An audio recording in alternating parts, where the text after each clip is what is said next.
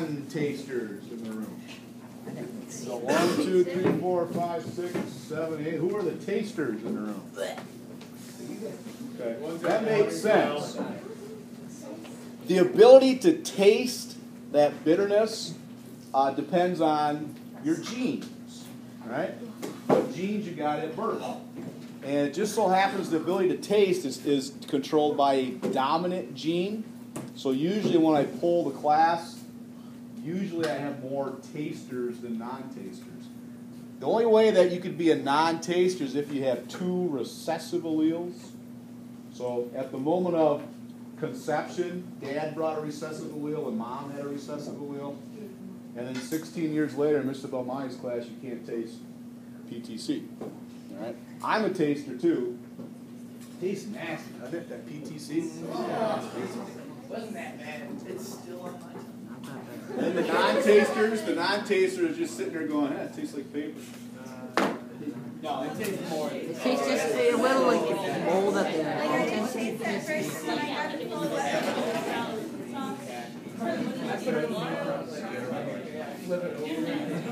Are your earlobes attached directly to your head, or are they free?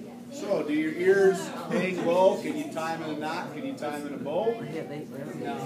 Or are they attached? Again, whether or not your earlobes are attached or not was determined the moment your dad's sperm cell united with your mom's egg cell, because it's determined by alleles.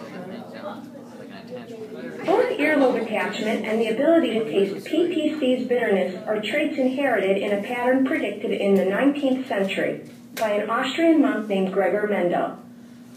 In his monastery garden, Mendel performed breeding experiments with the garden pea that led him to derive laws of inheritance. While Mendel studied peas, the fundamental principles of inheritance he discovered applied to humans and other animals because the mechanisms are essentially the same for all. So here's a question that a few of you missed, Friday. The inheritance that pea plants demonstrate follows rules. So does your inheritance. You pass your genes on the same way that pea plants pass their genes on, the same way that lions and tigers and bears will pass theirs on. Okay? So, for most genes in most species, inheritance follows the same general principles. And Mr. Mendel discovered these principles by using simple pea plant crossbreeding. We'll learn there are a few exceptions, but we won't learn that until next week. So for now, let's just learn the basics. It's called Mendelian Genetics. All complex life forms. Mendel's laws are derived from a carefully planned and controlled scientific process.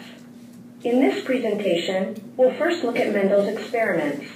Then we'll see how his observations led to the laws of segregation and independent assortment.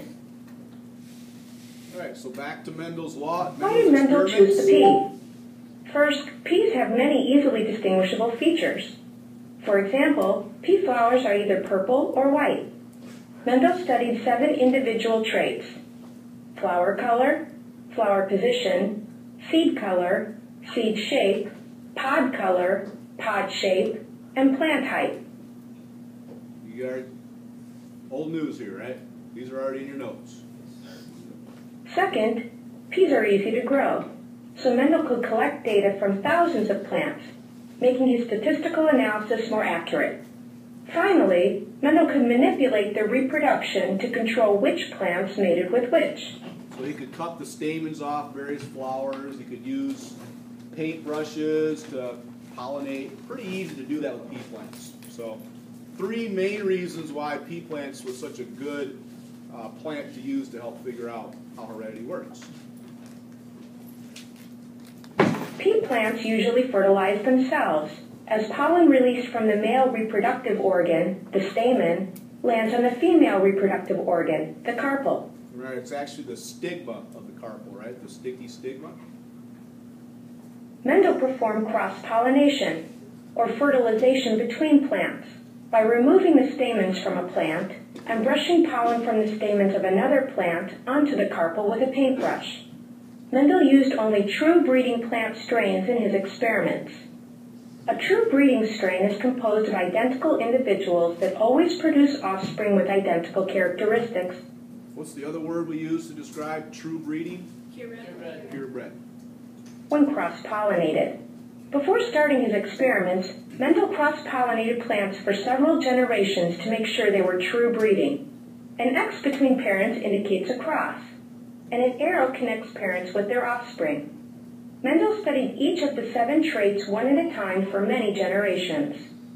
Let's use his study of flower color to understand his experimental method.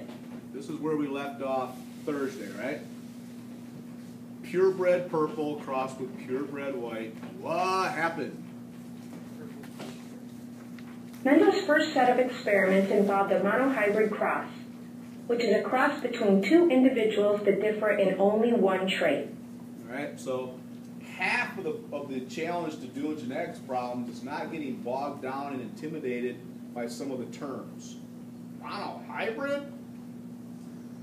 Real simple. Mono means what? One. All right, hybrid means combination. So monohybrid is real simple. These 2 pea plants, the white one and the purple one, are identical to each other as far as all their traits. Tall, tall. Green peas, yellow pod. Everything is identical except for one trait. It's a monohybrid cross.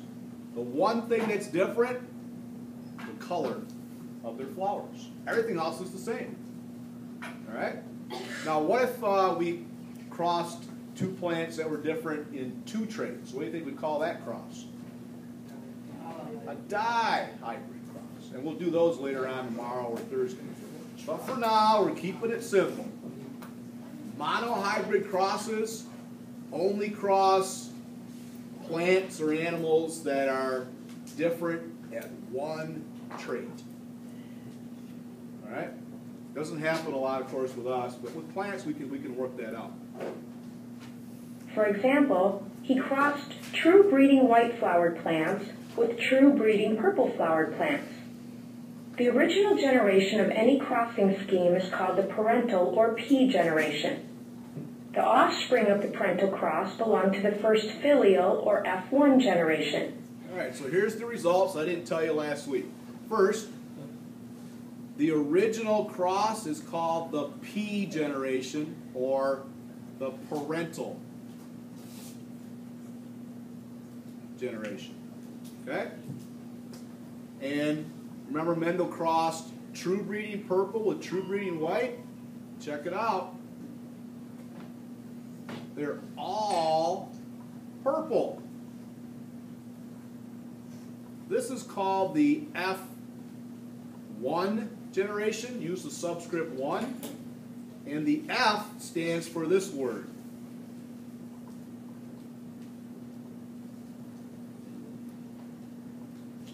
Filial. Filial in Latin means sons. In case you're wondering where that weird word comes from. So whoever was in charge of making up the nomenclature here decided F for filial is the way to go. And we're stuck with it. Okay? Now, if these guys right here reproduced and produced a generation, what do you think the next generation is going to be called? F2, right. Okay? So again, half the battle with doing genetics problems is just getting past all the conventions and the nomenclature and the abbreviations of things.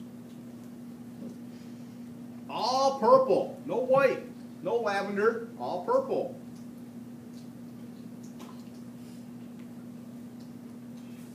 Filial means relating to offspring.